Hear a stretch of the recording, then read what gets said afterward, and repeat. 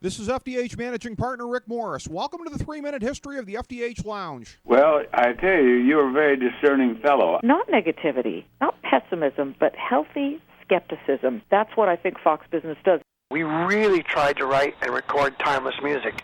And for us, that was reaching for the best performance, the best songwriting, the best sonics we could at the time.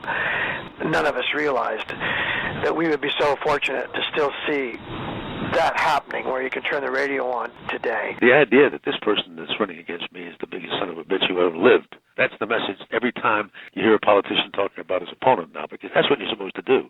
It's supposed to be like a battle to the death. People used to look forward to seeing the Dodgers in the World Series. And it's been a long time since we've been there, but I believe from the bottom of my heart that this year that will be achieved. I think that Jesus was a great teacher. The parables that he left us with are things that, if practiced, can change the course of human history. When you think of the history of the National Football League, well, George Halas is the George Washington, but Paul Brown was the Thomas Jefferson. Americans love big things. We love big bank accounts. We love big cars. We love big-chested women. We love big fighters.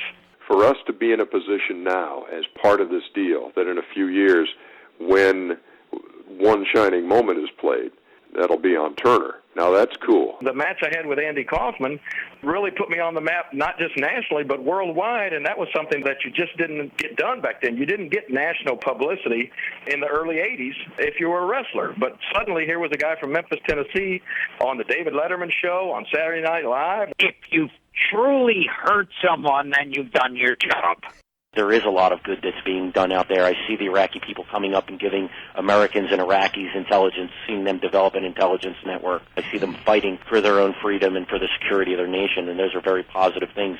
As the song was being played, my mind would wander to my kids, and I'd be missing them so much that I'd be thinking about them while I was on stage rocking out.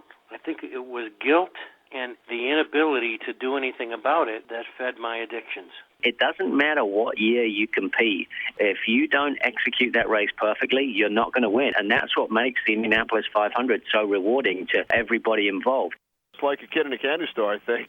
Not only for me, but my entire crew. The guys behind the scenes, our producer, director, the entire production team. We must have sent 15 emails back and forth yesterday trying to prognosticate where we're going to be on a given day.